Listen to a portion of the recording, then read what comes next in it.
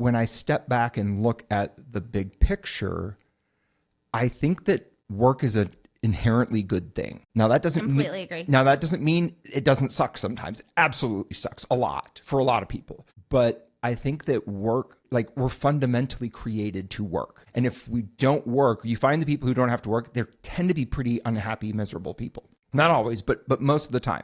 And so I think there needs to be something that we are doing with our time and efforts and talents and skills and abilities that contributes to society, that makes the world a better place. And sometimes you'll get paid for that and it'll pay the bills, which is awesome. Sometimes it won't. And those are harder situations to navigate.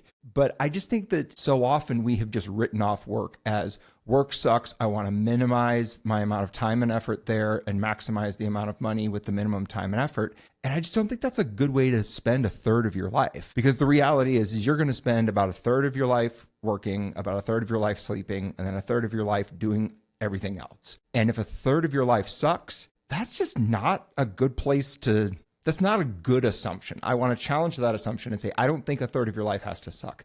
I think there are ways that we can find work that is meaningful, that is enjoyable, that contributes to society, and that pays the bills. And if you can check all of those boxes, I think work does not suck.